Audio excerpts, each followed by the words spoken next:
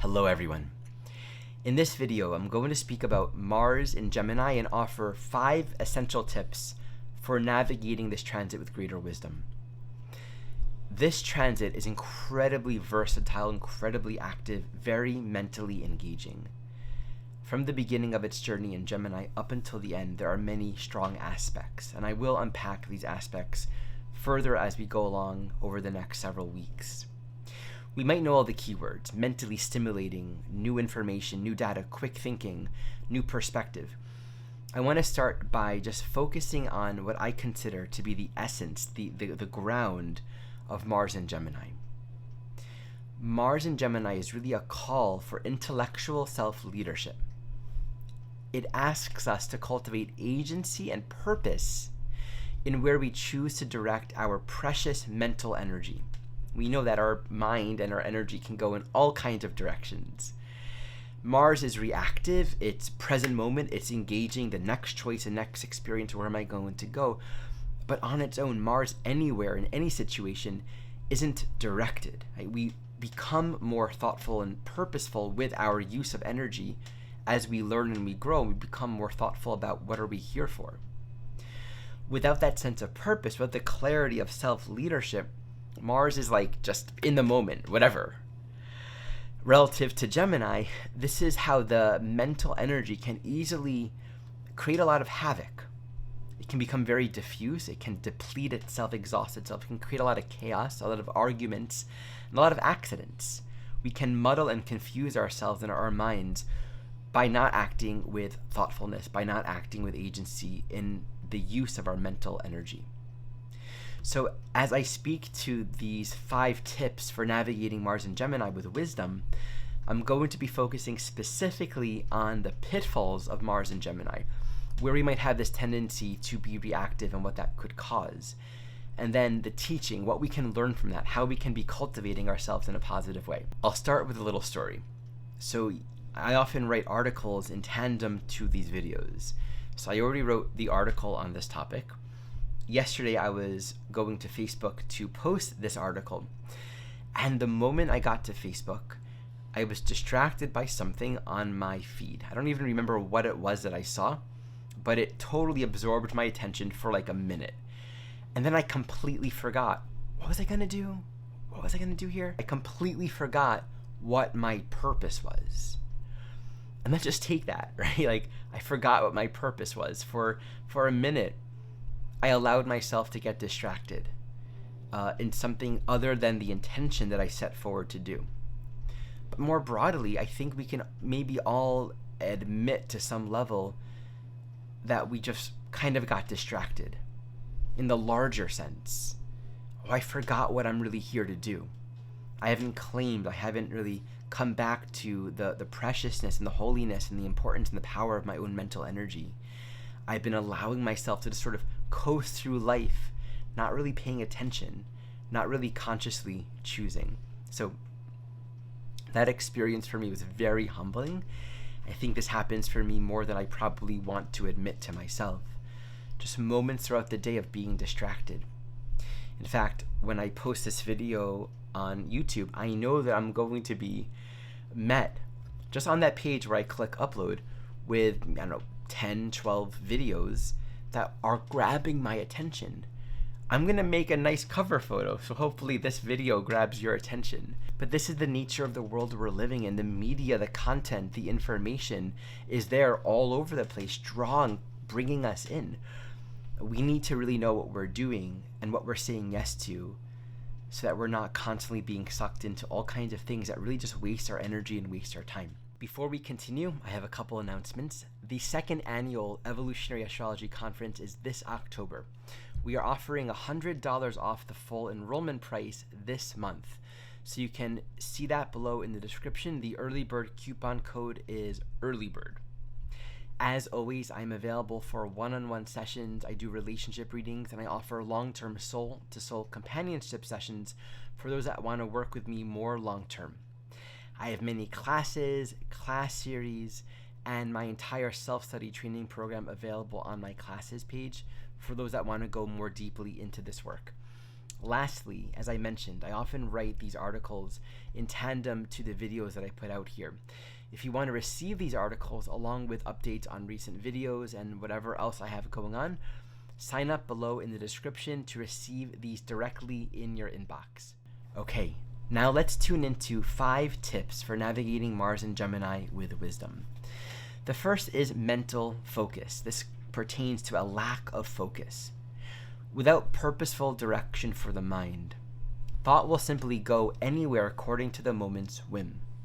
It's interesting, I shared the story that I shared about my experience going onto Facebook, but when I first wrote my article on this topic, I had to make a very clear intention to not open up other browsers. So it's funny, I actually wrote that in my article, and then in the posting of the article, I fell into that trap. Mars and Gemini can have a lot of steam for mental stimulation. This can start off strong, but become easily muddled, confused, and exhausted if we aren't giving it purpose. The teaching here is that we decide what we want to do with our mental energy. And as a result of that decision, we subsequently continue to make choices to defend and protect that choice. The things we say no to are in honor and respect to the one thing we are choosing to say yes to.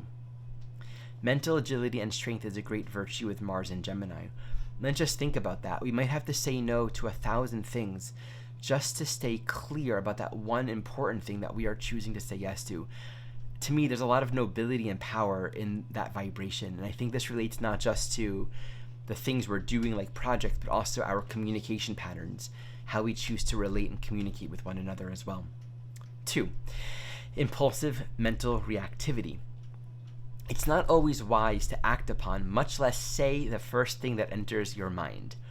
Just because the impulse arises doesn't equate that impulse with being helpful. The teaching here is that in the heat of the moment, it's often tempting to react and move from a seemingly very real sense of immediacy. I need to say this. I need, like a little kid raising their hand in school or being in an argument and I gotta tell you that one thing that's gonna defeat your ego. But do we absolutely need to? What if we don't? What if we pause? What happens with that energy? And that's always the question with Mars. When we don't do that reactive thing, it doesn't solve the question, what do I do with this energy? That's why there needs to be wisdom with Mars, because that energy needs to be directed in a higher way. Without directing and using the energy in a more purposeful way, it's just going to be suppressed. We are in control of what we choose to embellish and offer our attention to. Consider what it is we are seeking to achieve before setting ourselves in motion based upon an impulsive thought. This is a part of what allows us to stay in that pause when we remind ourselves, I'm cultivating a virtue of trust. I'm cultivating a virtue of listening. I'm cultivating the virtue of being undefended. I'm cultivating the quality of knowing my strength and knowing my safety. I'm not going to defend. I'm not going to attack. I'm not going to interrupt, even if I want to, because I'm referencing a greater strength and power that I want to ground in my own character. 3, gossip and hurtful communication. Okay, so gossip is entertaining. It can be interesting. It might bring a sense of connection and be mentally and socially stimulating in the moment. Gossip often feeds a curiosity to know what's happening with so-and-so, but it truly is a great distraction. It's truly very harmful. It degrades the clarity and the usefulness of the mind that engages in it. The teaching here is, are we using our words and creating more messiness in our use of them? Or are our words constructive and healing and helpful? What are we doing with our minds? What are we doing with our words? Would we say these words in front of the other person? That's always a very useful thing to think about. Take a moment to consider what it is that you want to say and what your true motives are. Does this align with our higher purpose for living? There's this beautiful teaching from Jesus. I forgot how it goes, but the paraphrasing is something about, it doesn't matter what you put into you, but what comes out of your mouth is really more important. You're defiled or saved by what comes out, not by what comes in. And I just know for myself, when I have ever allowed my mind, be it defensive behavior or speaking negatively about other people, afterward, it just doesn't sit well, right? I can't rest deeply enough in my own conscience. And if it doesn't catch up to me right away, it will catch up to me at some point, right? Like everything eventually catches up to us. If it's not right away, it might be minutes later, hours later, days, or years later, where we're like, oh, that wasn't right. And it doesn't feel like, and the second we catch that is the moment we don't want to act that way again. 4, endless chatter about things that don't matter. That rhymed. In theory, there's always something to talk about. We can chat endlessly about anything, from politics to the weather, but do we really want to? Do we know that we can actually stop? The teaching here is that we are in control of where we choose to direct our attention. And knowing this is something to practice. So freedom of choice is only made accessible through the practice of it. Otherwise, we will always tend to keep whatever momentum we got going on. So if our mental chatter is depleting, we can stop it. There's often a pressure within Gemini that we don't want to not participate, We'll adopt to the environment or how other people are communicating or how we're socialized to relate to one another and just sort of say certain things. But it can really get to a point where we're using a lot of energy and it just doesn't feel good. Maybe our energy and our time wants to be directed elsewhere. Maybe it just doesn't feel right to be chatting about things that just don't feel right. It takes energy away. We can stop behavior that we don't want to perpetuate if we practice remembering that we can stop such behaviors. 5, don't believe everything you hear. Again, that mental reactivity of Mars. I just read something. Did you hear about so-and-so? Or did you hear what happened? Is it true? How do you know it's true? Remember that anything can be presented as logical. An image can be posted on social media that conveys an idea that may or may not be true. News media is never unbiased, and further, news selects what it wants to report upon and what not to report upon. People's opinions are very often conflated with fact, and often we don't even know the difference. We might even think that certain things are fact, but they're actually just opinion. We need to engage our own critical thinking and not be so Mars quick to react and just accept things as being logically sound or true. If it interests you, dig deeper, devote more attention to research, and above all else, apply your own critical thinking. Again, that intellectual self-leadership means we're not going to be quick to jump on a thought and just conclude something. I want to close this video with just this beautiful idea that, with Mars and Gemini, it's okay to get a little wild, right? Like, this is not about being all repose and clear. Mars is active, and we're going to just find ourselves immersing in things, and that can be a very beautiful and powerful experience. I think we also need to give ourselves the permission to be avid, willing, engaging, youthful, and excited learners. Like, what impassions us? What is exciting? What is interesting to us? And if it feels like this is giving life and meaningful, don't be afraid to give yourself completely to it. Like, don't be afraid to become deeply, single-focusedly passionate about learning something. Like, research, study, go as deeply as you need to until that itch is scratched. It's really beautiful to become completely absorbed in the experience of learning something that feels really meaningful to you, even if the results of that learning aren't quite what we thought it to be. Like, we can learn and study all kinds of things and go down all kinds of rabbit holes, and it may not lead us where we thought it would. But if it feels deeply relevant and exciting and passionate, go for it. Do it. You'll learn something. It'll open the doors for whatever is next along your journey, and it's probably worth it. The moment we become sort of zealous or defensive about it, that's where it's like, hey, relax a little bit. Be a learner.